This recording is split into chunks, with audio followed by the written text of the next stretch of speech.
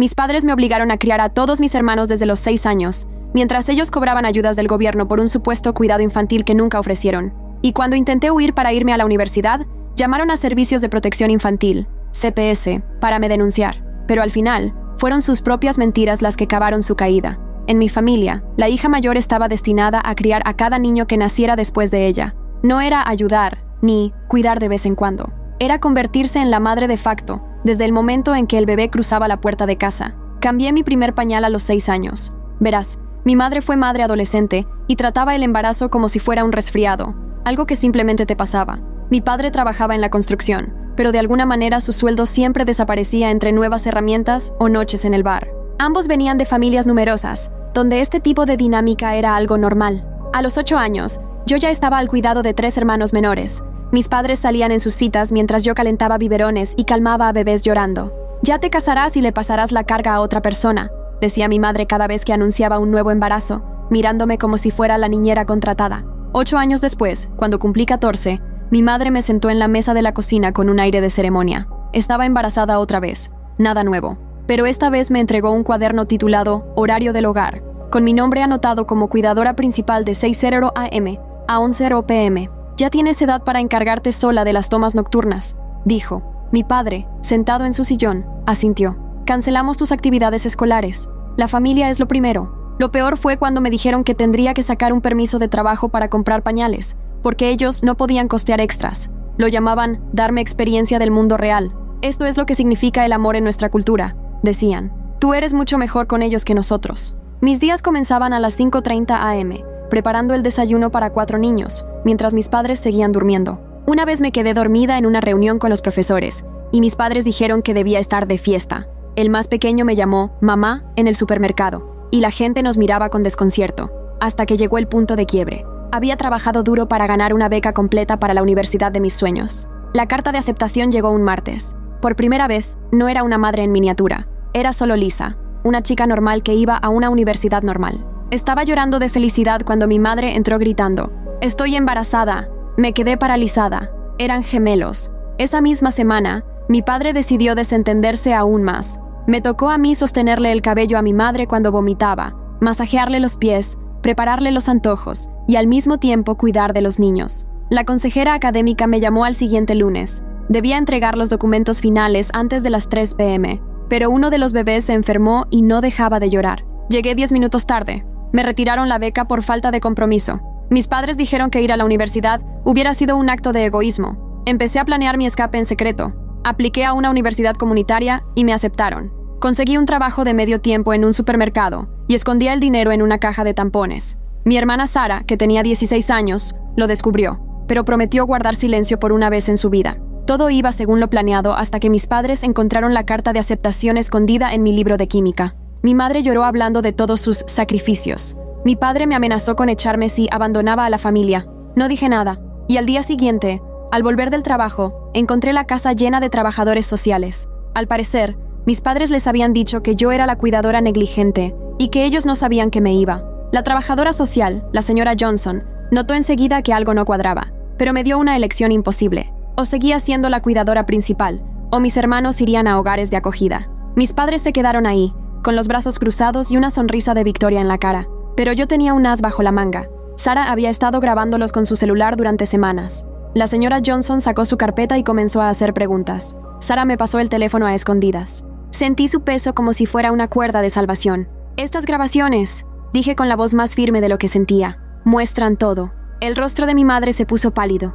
Mi padre se abalanzó para quitarme el teléfono, pero la señora Johnson levantó la mano. «Mantengamos la calma. Lisa, ¿puedes mostrarme lo que tienes?» Reproduje la primera grabación. La voz de mi madre llenó la habitación, clara como el agua. «Lisa tiene que entender cuál es su lugar. Es la hija mayor. Es su responsabilidad hasta que se case y tenga su propia hija mayor para que la reemplace». Después, la voz de mi padre. «Si cree que se va a ir a la universidad en vez de criar a estos niños, está muy equivocada. No lo vamos a permitir». La habitación se quedó en silencio. Mis padres se miraron, con pánico. Entonces mi madre hizo lo de siempre cuando se veía atrapada. Lloró. «¡Eso está sacado de contexto!», gritó. «Lisa debe haber editado eso con alguna aplicación. Hoy en día los chicos falsifican todo con la tecnología». Mi padre no tardó en subirse a esa excusa. «Ha estado inestable últimamente, hablando de abandonar la familia. Seguro inventó esto para llamar la atención. La señora Johnson nos miró a todos. Su rostro era imposible de leer. Estas son acusaciones graves. Tendremos que verificar la autenticidad de las grabaciones. Llama a Derek, dijo mi madre de pronto. Mi primo Derek trabaja en informática. Él puede demostrar que son falsas. En menos de una hora, Derek llegó con su laptop. Tenía 25 años y siempre fue el que solucionaba los problemas tecnológicos de la familia. Escuchó las grabaciones, tecleó un rato y luego miró a la señora Johnson. La manipulación de audio hoy en día es muy sencilla, dijo. Existen muchas aplicaciones para armar conversaciones. Sin los archivos originales y sus datos, no se puede probar nada. El rostro de Sarah se cayó y sentí cómo el mío se rompía por dentro. Por supuesto que protegerían a los suyos. Siempre lo habían hecho. La señora Johnson anotó algunas cosas en su carpeta. Necesito investigar más. Por ahora los niños se quedarán bajo el mismo arreglo. Después de que se fue, mis padres dejaron caer sus máscaras. Mi madre me agarró del brazo tan fuerte que me dejó marcas. Te crees muy lista, ¿no? Vamos a convocar una reunión familiar. Vamos a ver qué opina la abuela Helen de que intentes destruir a esta familia. A la mañana siguiente, la casa se llenó de parientes. La abuela Helen, madre de mi mamá, se sentó en la sala como una reina en su trono. Había criado a 12 hijos y creía que el sufrimiento forjaba el carácter. Me contaron que estás causando problemas, dijo apenas me vio, grabando a tus padres como si fueras una espía. Y añadió, en mis tiempos, a los niños que no respetaban a sus mayores, se les educaba con el cinturón. Mis tías asentían en silencio. El tío Tony, el abogado, se sentó a su lado, tomando notas. Mi madre ya lo había llamado para que los representara si las cosas se salían de control.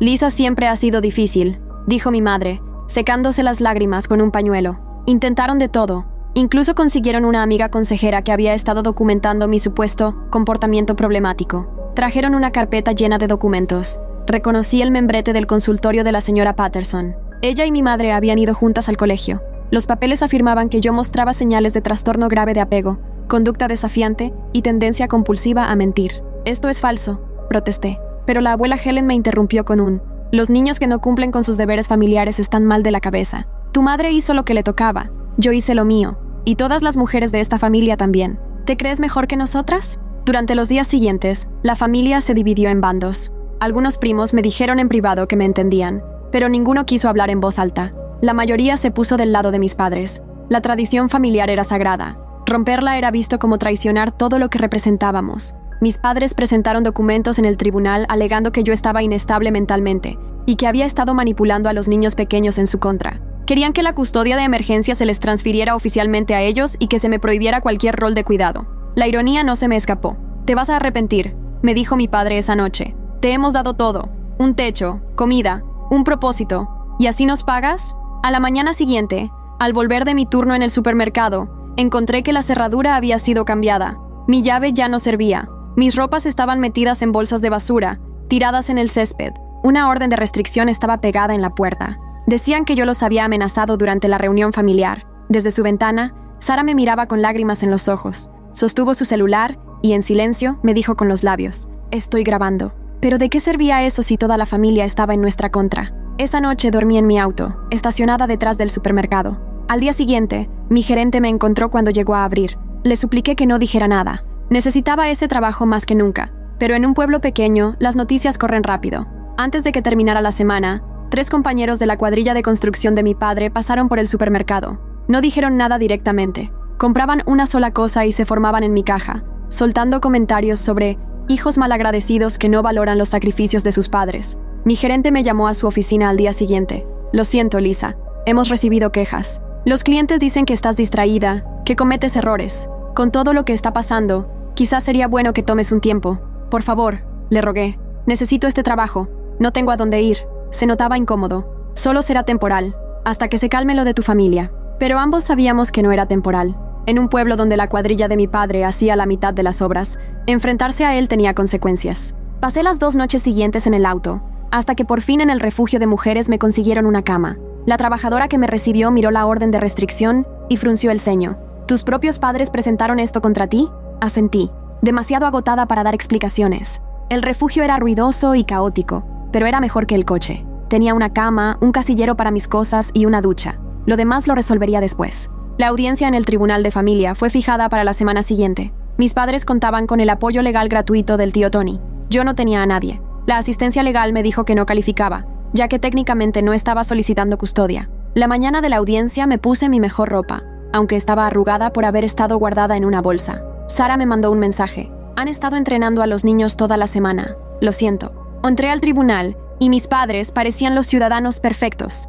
Mi madre con un vestido conservador, mi padre con un traje que jamás le había visto. Habían traído testigos de carácter. La supervisora del consultorio dental donde mi madre trabajaba medio tiempo, el capataz de mi padre. Incluso la señora Patterson estaba ahí con sus notas terapéuticas. Su señoría, empezó el tío Tony. Mis clientes son padres trabajadores que hacen lo mejor que pueden con una adolescente problemática. Lisa siempre ha tenido dificultades para aceptar la autoridad. Las grabaciones que dice tener son evidentemente fabricaciones, como testificará nuestro experto en informática. Derek subió al estrado y repitió sus argumentos sobre la manipulación de audio. Mostró al juez ejemplos de aplicaciones que podían crear conversaciones falsas. Se mostró seguro, profesional, convincente. Luego testificaron mis padres. Pintaron el retrato de una hija rebelde que odiaba tener hermanos menores, que inventaba historias para llamar la atención, que había amenazado con destruir a la familia si no conseguía lo que quería. Amamos a todos nuestros hijos por igual, dijo mi madre, con lágrimas deslizándose por sus mejillas. Pero Lisa siempre ha sido diferente, difícil. Hemos intentado ayudarla. Cuando llegó mi turno de hablar, sentí que me ahogaba. Cada palabra sonaba débil en comparación con sus discursos ensayados. Traté de explicar los años de cuidados, las oportunidades perdidas, la carga de ser forzada a hacer de madre. Pero sin pruebas, era mi palabra contra la suya. ¿Dónde están esas grabaciones ahora?, preguntó el juez. Las tiene mi hermana, Sara. Ella ha estado documentando todo. ¿Tu hermana de 16 años? El juez arqueó una ceja. ¿La misma que tus padres dicen que has estado manipulando? Llamaron a Sara a testificar. Entró al juzgado más pequeña de lo habitual, con las manos temblando. Nuestros padres la observaban desde su mesa. El tío Tony le sonrió con la sonrisa de un tiburón. Sara, empezó con tono amable. ¿Tu hermana Lisa te pidió que grabaras a tus padres? Sara me miró, luego a ellos. Ella no me lo pidió. Lo hice por mi cuenta. ¿Pero ella lo sabía? Sí. La voz de Sara se quebró. Sí, lo sabía. Y lo apoyaba. Yo solo quería ayudar. Claro que sí. Quieres a tu hermana, pero a veces las personas que amamos pueden llevarnos por caminos equivocados. ¿Lisa te ha estado contando cosas sobre tus padres que te hayan hecho verlos de otra manera? Vi cómo Sara se desmoronaba bajo el interrogatorio. Mis padres habían logrado llegar a ella, asustarla, hacerla dudar de sí misma. Cuando el tío Tony terminó, parecía que yo había orquestado todo un plan para volver a mis hermanos contra sus amorosos padres. El juez se veía preocupado, pero parecía estar creyéndoselo. Sentí que las paredes se cerraban. Todo por lo que había luchado, todo lo que había perdido, se estaba usando en mi contra. Fue entonces cuando la señora Johnson se levantó. Su señoría, dijo, me gustaría presentar algunos hallazgos adicionales de mi investigación. Sacó una carpeta manila gruesa y se acercó al estrado. Mis padres se removieron incómodos en sus asientos. La sonrisa confiada del tío Tony vaciló por primera vez. Durante mi investigación, descubrí discrepancias financieras preocupantes, dijo la señora Johnson, con voz tranquila pero firme. La señora Martínez ha estado recibiendo ayuda gubernamental para servicios de cuidado infantil durante los últimos 8 años. El rostro de mi madre se volvió blanco. Mi padre se aferró al borde de la mesa. En las solicitudes, ella afirma necesitar asistencia para el cuidado infantil debido a su horario laboral en la clínica dental. Sin embargo, continuó la señora Johnson, mi investigación reveló que Lisa ha sido la cuidadora principal durante todas las horas cubiertas por esta asistencia. El tío Tony se levantó de un salto. Su señoría, claramente esto ha sido un malentendido. Mi clienta pudo haber cometido errores administrativos. ¿Errores administrativos que suman más de $20,000 en solicitudes fraudulentas?, interrumpió la señora Johnson. Sacó copias de las solicitudes, cada una firmada por la señora Martínez, afirmando que estaba pagando por servicios profesionales de cuidado infantil. El juez se inclinó hacia adelante, de repente muy interesado. Señora Johnson, ¿está usted sugiriendo fraude al sistema de bienestar social? Eso es exactamente lo que estoy sugiriendo, su señoría. Además, agregó, el señor Martínez ha estado reclamando a Lisa como dependiente en sus impuestos, al mismo tiempo que le exigía trabajar para sostener el hogar. Ha estado cobrando créditos fiscales por una hija que en realidad actuaba como niñera sin sueldo y además contribuía económicamente a la casa. Mi padre se puso de pie tan rápido que su silla raspó el piso. Esto es absurdo. Nosotros siempre hemos apoyado a Lisa. Siéntese, señor Martínez, ordenó el juez con firmeza. Señora Johnson, ¿tiene documentación que respalde estas afirmaciones? Ella asintió y entregó más papeles. Registros bancarios mostrando depósitos de programas de asistencia gubernamental, declaraciones de impuestos donde figuraban dependientes y, lo más revelador, grabaciones de las cámaras de seguridad de la Oficina de Beneficios mostrando a la señora Martínez firmando esas solicitudes en persona. Mi madre empezó a sollozar con fuerza. No eran las lágrimas calculadas de antes, sino puro pánico. Solo queríamos salir adelante. El trabajo de construcción es por temporadas. Necesitábamos ayuda. ¿Y por qué entonces obligar a su hija a cuidar a los niños sin paga mientras recibían dinero precisamente para pagar por ese servicio?, preguntó el juez. El tío Tony intentó salvar la situación. Su señoría, aunque haya habido algunas irregularidades financieras, eso no invalida el hecho de que Lisa ha mostrado conductas preocupantes. Las grabaciones siguen siendo sospechosas. Y de hecho, interrumpió la señora Johnson nuevamente. Hice que esas grabaciones fueran analizadas por un perito forense de audio independiente, no alguien relacionado con la familia. Miró con intención a Derek, que de pronto bajó la mirada al suelo. Son auténticas. No hay señales de manipulación ni edición. La expresión del juez se endureció. Señor Tony, ¿estaba usted al tanto de que su testigo experto era familiar de sus clientes cuando lo presentó como profesional objetivo? La boca del tío Tony se abrió y cerró como si buscara palabras. Tiene credenciales legítimas en informática. Eso no fue lo que pregunté. ¿Sabía usted que era familiar? Sí, su señoría. ¿Y no consideró que era información relevante que debía revelar? La sala quedó en silencio. Podía oír el latido de mi corazón retumbando en el pecho. Sara lloraba en silencio, sentada en la galería del tribunal. El juez volvió su atención a la señora Johnson. ¿Qué más reveló su investigación? Un patrón de sobrecarga parental desde que Lisa tenía 6 años. Múltiples testigos de las escuelas de los niños confirmaron que Lisa solía asistir a las reuniones con maestros, firmaba autorizaciones con el consentimiento de sus padres y se encargaba de citas médicas de sus hermanos menores. Sacó más documentos. También descubrí que la beca universitaria de Lisa fue retirada por no cumplir con fechas límite que coincidieron con el cuidado de un bebé enfermo. El mismo bebé que sus padres afirmaban tener en manos de una niñera profesional. El juez revisó los papeles, frunciendo el ceño con cada página. Señores Martínez, les pregunto directamente, ¿han estado recibiendo asistencia del gobierno para el cuidado infantil mientras obligaban a su hija mayor a realizar esa tarea sin compensación? Mi madre miró a mi padre. Mi padre miró al tío Tony. El tío Tony ya tenía el semblante derrotado. Su señoría, dijo finalmente mi madre, con voz débil. Solo estábamos haciendo lo mismo que nuestros padres. Así es como funcionan las familias. La hija mayor ayuda con los bebés. Es la tradición. La tradición no está por encima de la ley, señora Martínez, ni justifica el fraude al sistema. El juez se volvió hacia mí. Lisa, ¿deseas agregar algo? Me puse de pie con las piernas temblorosas. Yo solo quería ir a la universidad. Trabajé tanto por esa beca. Amo a mis hermanos, pero quería una oportunidad de tener mi propia vida. Cuando intenté salir, llamaron a los servicios sociales diciendo que yo era negligente. Cambiaron las cerraduras. Consiguieron una orden de alejamiento basada en mentiras. He dormido en mi auto y luego en un refugio, porque mis propios padres me dejaron sin hogar por querer estudiar. Está exagerando, empezó mi padre, pero el juez lo interrumpió con un gesto. Señor Martínez, ya fue suficiente. Señora Johnson, ¿cuáles son sus recomendaciones? Dado el fraude financiero y el patrón continuo de explotación parental, recomiendo una investigación completa por parte del Departamento de Servicios Sociales. También recomiendo que se anule de inmediato la orden de alejamiento contra Lisa, ya que fue obtenida bajo pretextos falsos. El juez asintió. Estoy de acuerdo. Además, ordeno una auditoría forense completa de las finanzas de la familia Martínez. Señor y señora Martínez, deben saber que el fraude a los programas sociales es un delito que puede conllevar acciones penales. Mis padres palidecieron. El tío Tony empezó a guardar sus papeles, claramente queriendo distanciarse de todo.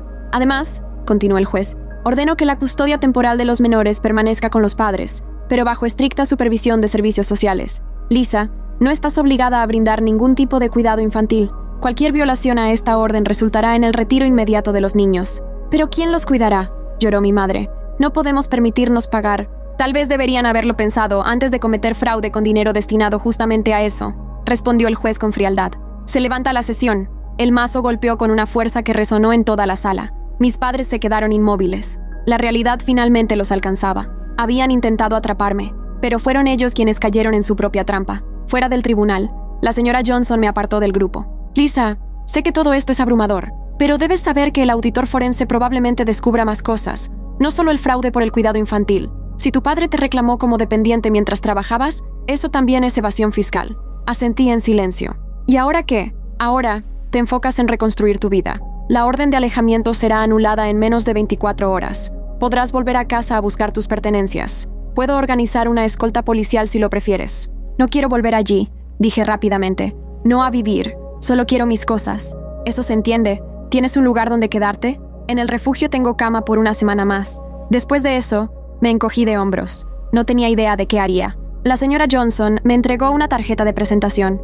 Este es un programa de vivienda transitoria para jóvenes que escapan de situaciones de abuso familiar, dijo la señora Johnson, entregándome una tarjeta. Diles que yo te envié. Ellos pueden ayudarte con alojamiento y colocación laboral. Tomé la tarjeta con las manos temblorosas. Gracias por todo. Si no hubieras investigado, agradécele a tu hermana, respondió. Sara no solo tenía grabaciones, tenía un diario que llevaba desde hace 2 años, documentando todo, fechas, horarios, incidentes específicos. Eso fue lo que me llevó a revisar las finanzas más de cerca. Sentí el corazón hinchárseme de gratitud por Sara. Había sido más valiente de lo que cualquiera imaginaba. Mientras me alejaba del juzgado, mi teléfono comenzó a vibrar sin parar. Mensajes de texto uno tras otro. Familiares que habían estado en la audiencia ya estaban compartiendo la noticia. Algunos estaban furiosos, llamándome traidora. Otros estaban impactados por el fraude. La abuela Helen envió un mensaje particularmente cruel sobre hijos malagradecidos que no entendían el sacrificio. Los borré todos sin leer más allá de las primeras palabras. Las opiniones de ellos ya no importaban. Los días siguientes pasaron en un borrón. Tal como prometió la señora Johnson, la orden de alejamiento fue anulada. Volví a la casa con escolta policial para recoger mis pertenencias. Mis padres no estaban, pero Sara sí. Corrió a mis brazos en cuanto me vio. «Perdón», dijo entre sollozos. «Me obligaron a decir esas cosas. Dijeron que si no cooperaba, iban a enviar al más pequeño lejos». «Está bien», le dije abrazándola fuerte. «Fuiste muy valiente. La señora Johnson me contó sobre tu diario. Lo empecé cuando ganaste la beca», confesó. «Sabía que iban a tratar de impedir que te fueras. Quería asegurarme de que quedara constancia de todo lo que te hicieron. Empacamos mis cosas lo más rápido que pudimos. Mi carta de aceptación a la universidad comunitaria seguía dentro del libro de química. El dinero que escondí en la caja de tampones seguía allí, intacto. Pequeños milagros. «¿Qué va a pasar con nosotros?», preguntó Sara mientras subíamos las cajas al auto del oficial. «No lo sé», le respondí con sinceridad. «Pero pase lo que pase, me voy a asegurar de que tú y los niños estén bien. Te lo prometo». Ella asintió, tratando de mantenerse firme. Quizás ahora mamá y papá tengan que cuidar de sus propios hijos. La idea era casi graciosa. Ya lo habían hecho antes, pero con servicios sociales observándolos y cargos penales en proceso, esta vez no tendrían otra opción. Me mudé al programa de vivienda transitoria la semana siguiente. Era un pequeño apartamento compartido con otras 2 jóvenes que también habían escapado de entornos familiares difíciles. Cada una tenía su propio dormitorio y compartíamos las áreas comunes. Era limpio, seguro y, lo más importante, era mío. El programa también me ayudó a conseguir un nuevo trabajo en otro supermercado, al otro lado de la ciudad, lejos de las conexiones de construcción de mi padre. El gerente era comprensivo con mi situación y me ofrecía flexibilidad en los turnos para que pudiera asistir a clases en la universidad comunitaria. ¿Clases? Sí.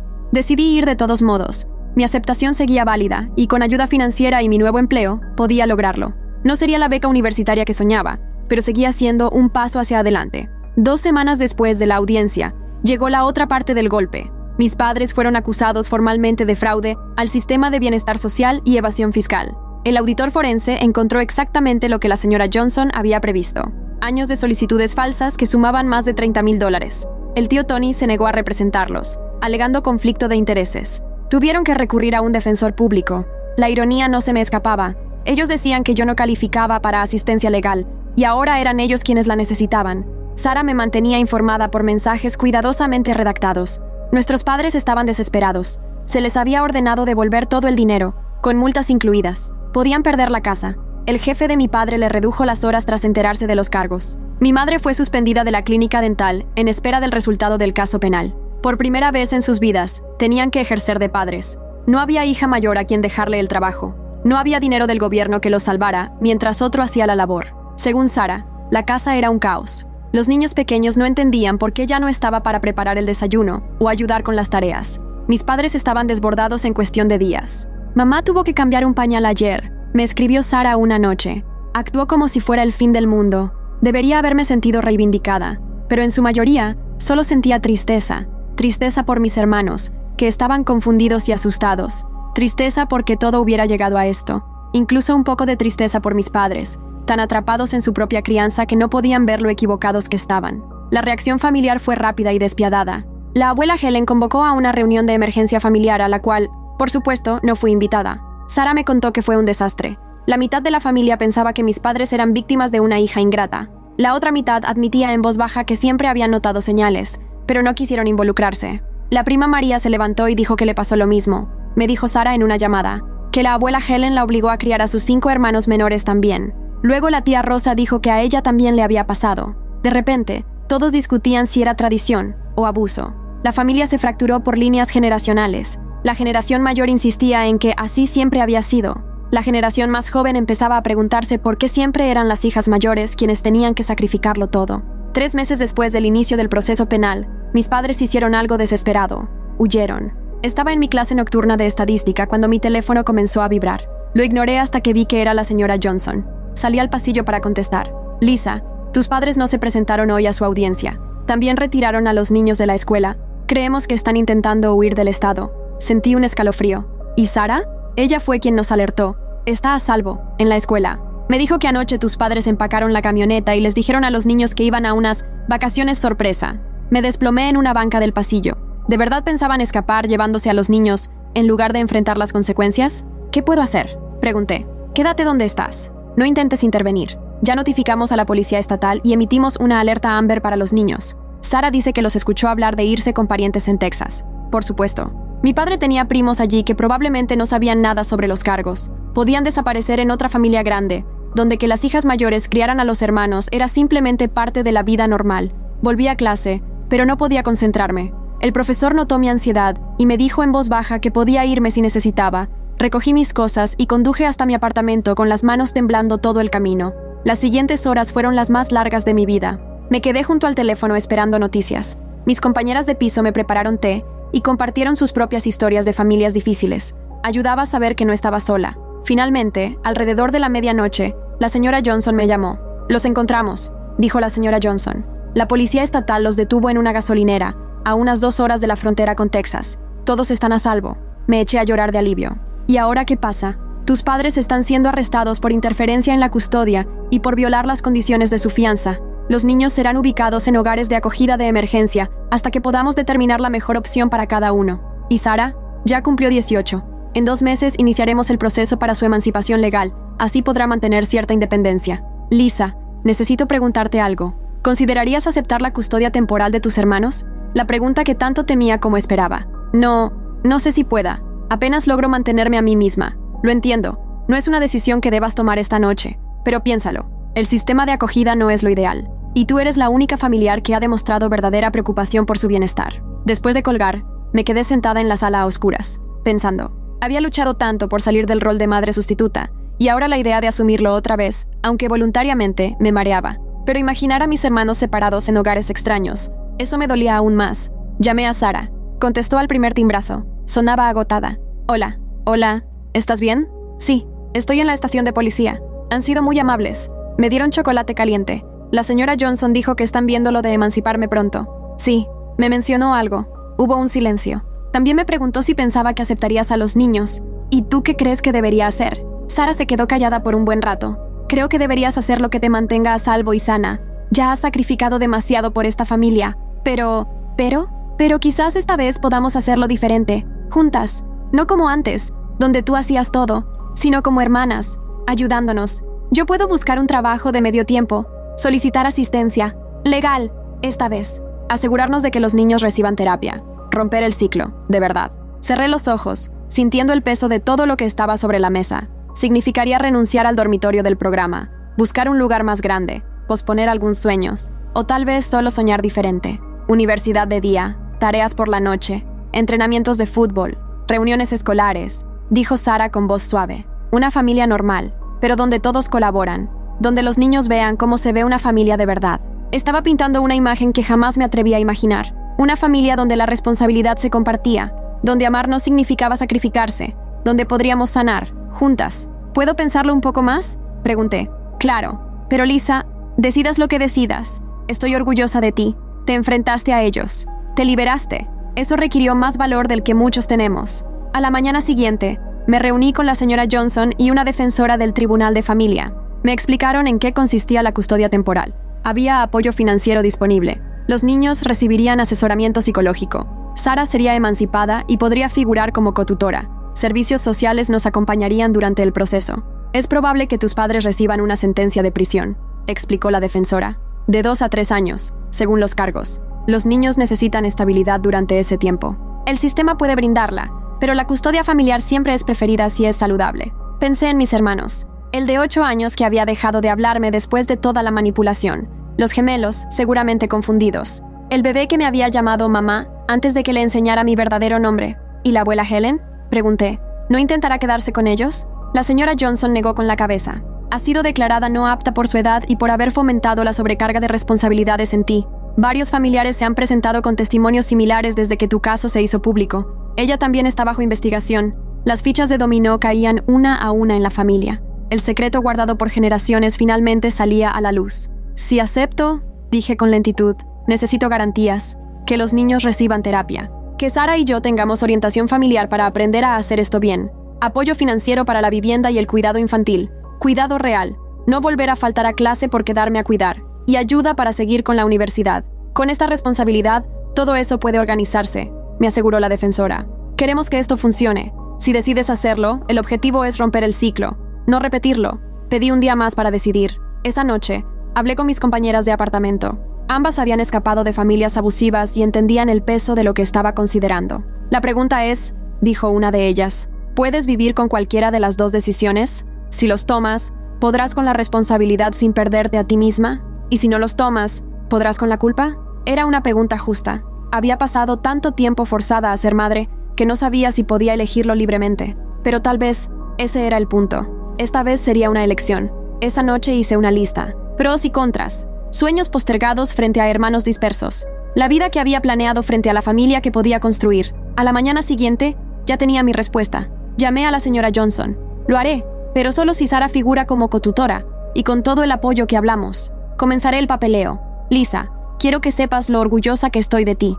No solo por aceptar esta responsabilidad, sino por establecer límites y pedir ayuda. Eso es lo que significa romper el ciclo. Las semanas siguientes fueron un torbellino. Audiencias para la custodia, búsqueda de apartamento con ayuda de una trabajadora social, reuniones con maestros, consejeros, armado de horarios para las terapias y formación sobre crianza con enfoque en el trauma. El juicio penal de mis padres estaba fijado para el mes siguiente. Permanecían detenidos sin derecho a fianza por intentar fugarse. No había vuelto a hablar con ellos desde la primera audiencia, y no pensaba hacerlo. Hay puentes que merecen quedarse quemados. El día en que obtuve la custodia fue surrealista. El juez dejó claro que era temporal, pendiente de los resultados del juicio de mis padres, pero por ahora era legalmente responsable de mis hermanos. Esta vez, con apoyo, con recursos, y lo más importante, con mi consentimiento. Sara y yo nos mudamos a un apartamento de 4 habitaciones subsidiado por el programa de asistencia familiar. Estaba en un mejor distrito escolar, cerca de mi universidad comunitaria y del instituto de Sara. Pasamos el fin de semana pintando cuartos y armando muebles, tratando de convertirlo en un hogar. Los niños llegaron un martes por la tarde. Lucían desorientados, abrazando bolsas de basura con sus cosas apuradamente empacadas. El de 8 años evitaba mirarme. Los gemelos se escondían detrás de la trabajadora social. El pequeño estiró los brazos hacia mí instintivamente, y luego los retiró, confundido. «Hola, chicos», dije, arrodillándome para estar a su nivel. «Sé que esto da miedo y es confuso, pero Sara y yo vamos a cuidar de ustedes por un tiempo, ¿sí? Este es su nuevo hogar». «¿Por qué no podemos volver a casa?», preguntó uno de los gemelos. «Porque mamá y papá tomaron decisiones equivocadas, y ahora deben enfrentar las consecuencias». «Consecuencias», repitió Sara con suavidad.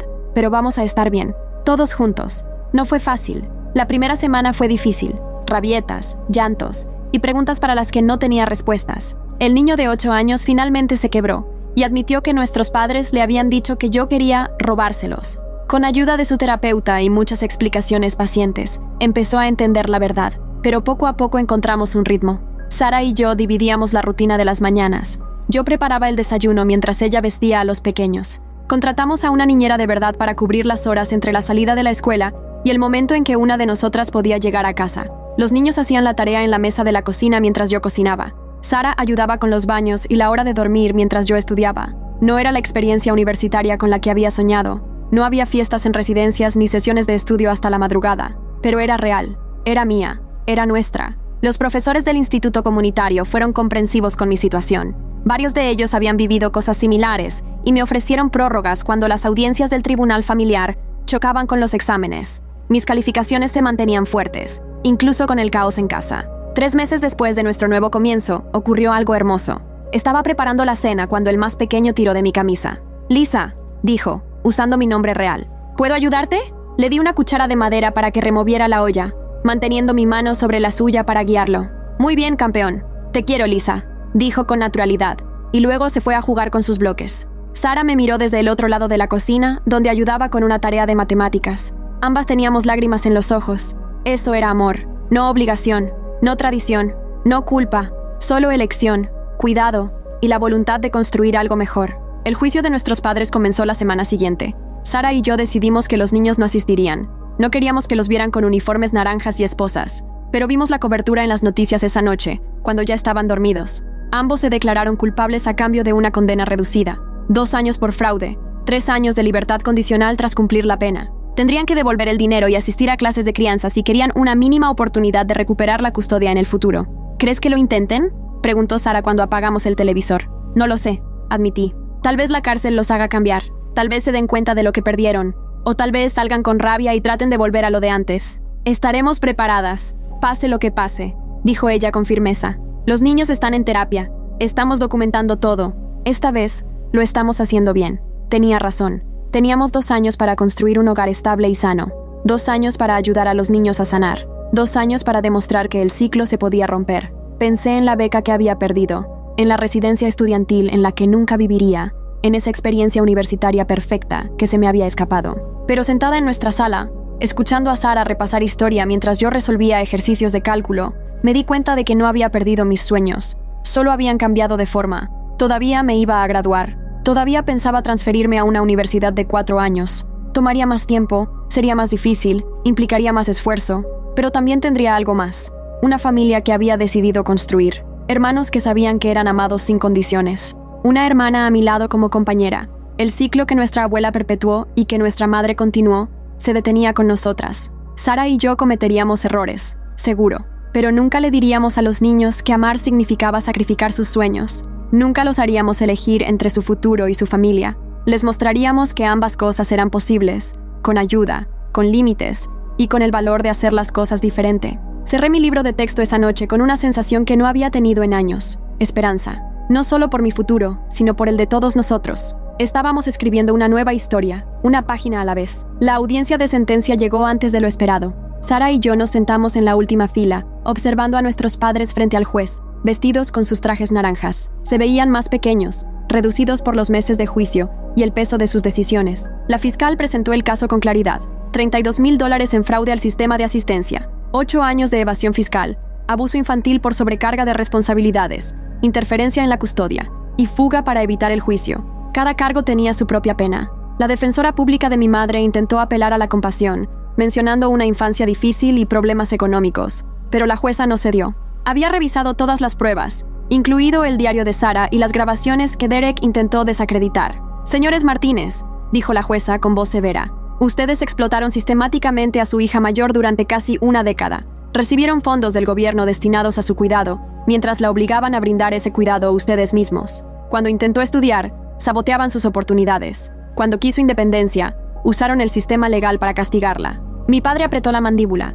Mi madre no levantó la vista del suelo. Los sentenció a 24 meses en prisión estatal, seguidos de 3 años de libertad condicional supervisada. Deberán pagar la restitución completa de $32,000, más multas al salir, y deberán completar un programa de crianza aprobado por la corte antes de cualquier consideración de restauración de custodia. El mazo cayó. Mis padres fueron escoltados fuera del tribunal sin mirarnos. Sentí la mano de Sara tomar la mía, fuerte. Fuera del juzgado, la señora Johnson nos esperaba con papeles en mano. La audiencia de custodia permanente es el mes que viene. Dado lo que han demostrado, espero que sea un trámite sencillo. Esa tarde recogí a los niños de la escuela. Marcus, el de 8 años, había vuelto a hablar conmigo. Después de meses de terapia, los gemelos, Rosa y Elena, corrieron hacia el auto, emocionadas con sus proyectos de arte del ejército. El pequeño Gabriel, que ya tenía 3 años, insistió en mostrarme una calcomanía de dinosaurio que su maestra le había dado. ¿Dónde estaban tú y Sara esta mañana?, preguntó Marcus mientras conducíamos. Había aprendido que la honestidad funcionaba mejor que evadir.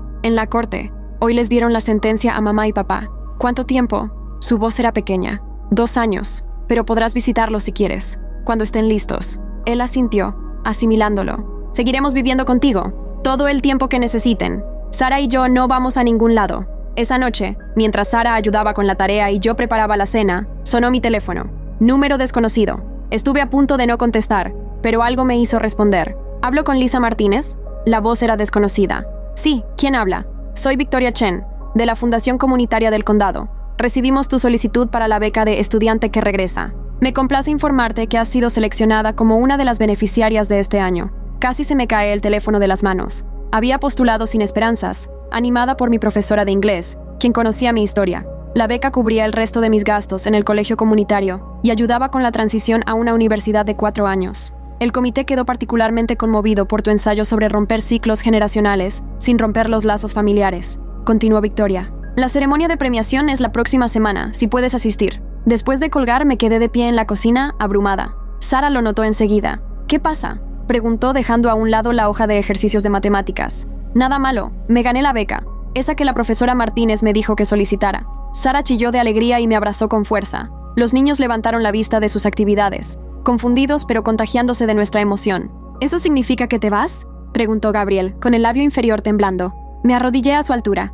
No, Peque. Significa que puedo terminar la escuela aquí y luego ir a una universidad más grande cerca. Pero seguiré llegando a casa todas las noches. La ceremonia fue pequeña, en la biblioteca del colegio comunitario. Éramos 20 estudiantes que regresaban a estudiar, cada uno con su propia historia de perseverancia. Llevé mi mejor vestido, el que había comprado de segunda mano para presentaciones formales. Sara y los niños se sentaron en la primera fila. Gabriel me saludaba con entusiasmo cada vez que lo miraba.